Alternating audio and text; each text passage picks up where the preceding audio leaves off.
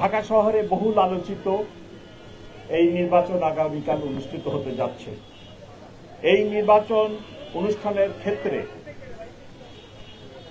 অনুষ্ঠান সুষ্ঠুভাবে করার জন্য নিরাপত্তা ব্যবস্থা গ্রহণের জন্য গত এক সপ্তাহ যাবৎ ঢাকা মেট্রোপলিটন পুলিশ নানাবিধ কার্যক্রম করছে। এক সপ্তাহ যাবৎ আমরা ক্যাম্পাসে নানাবিধ পুলিশি কার্যক্রম চালাই, যাতে কোনোরকম কোনো দুর্ঘটনা না হয়। একটি ছোট্ট দুর্ঘটনা একটি হলে দুইটি ছেলের মধ্যে হয়, ইহা ব্যতীত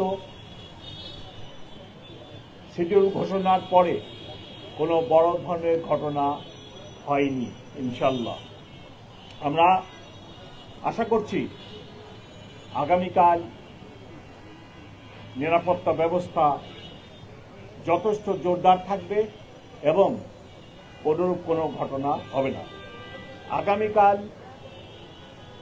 যে নিরাপত্তা ব্যবস্থা চলমান আছে তার সাথে আমরা ইউনিভার্সিটি ক্যাম্পাসে প্রবেশের 8টি চেকপোস্ট চালু আছে। ভোট কেন্দ্র কেন্দ্রিক নিরাপত্তা ব্যবস্থা যথেষ্ট পরিমাণে করা হয়েছে। আপনারা সবাই জানেন 8টি ভোট কেন্দ্র। ফুট পেট্রোল বহাল আছে, মোবাইল পেট্রোল বহাল আছে। আমরা আমাদের অফিসারদের সাথে বডি অন ক্যামেরাও যুক্ত করে দিয়েছি। বিশেষায়িত team, explosive bomb disposal unit এখানে সাব কন্ট্রোলে থাকবে। সোয়াট টিম নিয়োগ করব, ক্রাইম সিন ম্যানেজমেন্ট করব যদি কোনো ঘটনা ছোটখাটো কিছু হয়ে যায়। ডিবি সাদা পোশাকে নিয়োজিত থাকবে। আরসোএ গেট স্থাপন করা হবে। সিসি ক্যামেরা মনিটরিং সেল করা হবে। স্ট্রাইকিং রিজার্ভ থাকবে।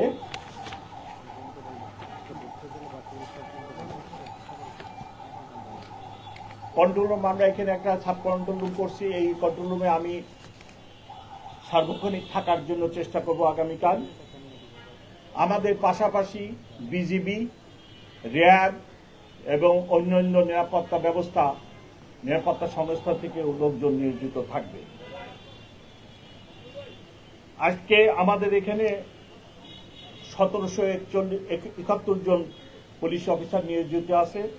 আগামীকাল 2096 জন নিয়োজিত হবে শুধু ঢাকা মেট্রোপলিটন পুলিশ থেকে ইউনিফর্মধারী। এর বাইরে র্যাব, বিজিবি আগামীকাল স্ব বাহিনী নিয়োগ করবে। আমরা আশা করতেছি যে কোনরূপ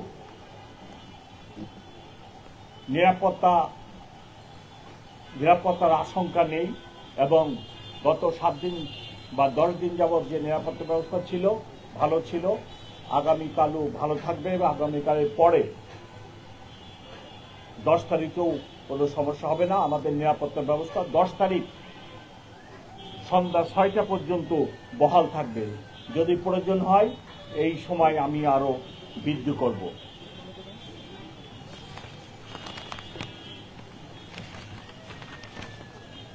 ঢাকা ইউনিভার্সিটি কর্তৃপক্ষের সাথে গত 1 মাস যাবৎ সমন্বয় করে এই নিরাপত্তা ব্যবস্থা গ্রহণ করা হয়েছে এবং উনাদেরকে আমরা সবসময় পুলিশি কার্যক্রম অবহিত করে রাখছি।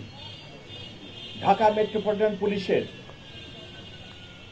প্রদত্ত ক্ষমতা বলে আমি আজকে রাত 8টা থেকে 11 তারিখ 12টা পর্যন্ত এই ক্যাম্পাসে লাইসেন্সধারী অস্ত্র বহনের উপর নিষেধাজ্ঞা আরোপ করেছি। আজকে রাত 8টা থেকে 11 তারিখ দুপুর 12টা পর্যন্ত যিনাদের লাইসেন্সধারী অস্ত্র আছে ওনারা এটি ক্যারি করতে পারবেন না। এই নিষেধাজ্ঞা আমি ঢাকা মেট্রোপলিটন পুলিশ অর্ডিন্যান্সে যে ক্ষমতা প্রদত্ত আছে আমার উপরে, যে অর্পিত দায়িত্ব আছে, সেই দায়িত্ব বলে প্রদান করলাম।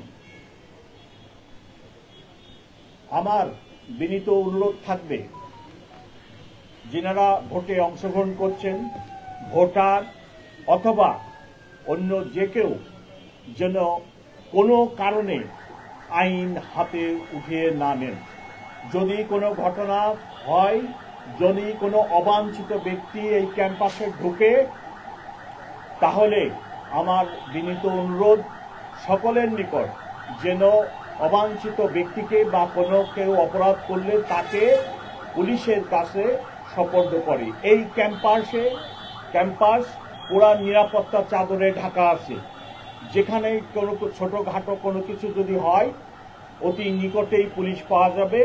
দয়া করে ওনারা যেন নিজেরা আইনকে হাতে তুলে না নিয়ে অপরাধীকে বা যিনি কোনো ঘটনা ঘটান তাকে যেন আইন প্রয়োগকারী সংস্থার হাতে উঠিয়ে দেন। আমি আশা করি যে আগামীকাল ডাকসু নির্বাচন অত্যন্ত শান্তিপূর্ণ ভাবে সিকিউর অবস্থায় নিরাপত্তার ভিতরে অনুষ্ঠিত হবে। এখানে কোনো দুর্ঘটনা হবে না ইনশাআল্লাহ। আমি সকলকে এই ব্যাপারে আশ্বস্ত করছি। সকলকে অনেক ধন্যবাদ। আমাদের ট্রাফিকের জন্য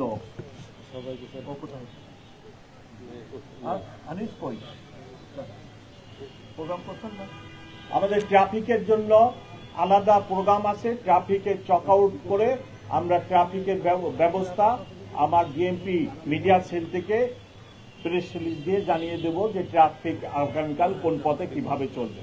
সকলকে অনেক অনেক ধন্যবাদ। একটা প্রশ্ন আছে, কিছুক্ষণ আগে শিক্ষার্থীরা সংবাদ সম্মেলন করে দাবি করেছেন যে নীলক্ষেতে ভুয়া আইডি কার্ড তৈরি হচ্ছে জাল ভোটের জন্য, তারা শঙ্কা তৈরি করেছেন। এই ক্ষেত্রে আপনাদের কোনো মনিটরিং থাকবে কিনা এবং জাল ভোট স্ক্যানিং করা? হ্যাঁ, এটা গত বৃহস্পতিবার থেকে আমরা নিউজটা পাইছি। আমাদের ওখানে সিভিল টিম কাজ করতেছে এবং আমরা ব্যবস্থা নিচ্ছি। এটা আমার নলেজ আছে, ব্যবস্থা নিচ্ছি।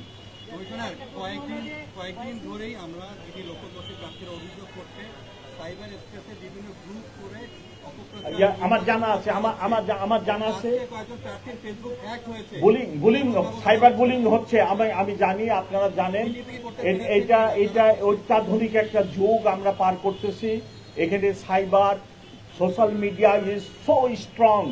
এখানে মানে এটা যে একটা কঠিন সময়, সাইবার এবং সোশ্যাল মিডিয়া এত স্ট্রং যে এখানে পরবর্তী জেনারেশন আসবে বা এসে গেছে এআই।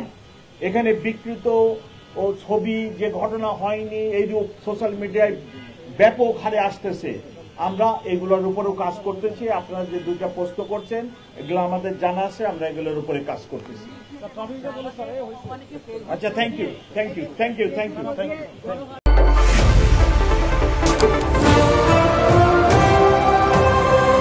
আগামীর খবর।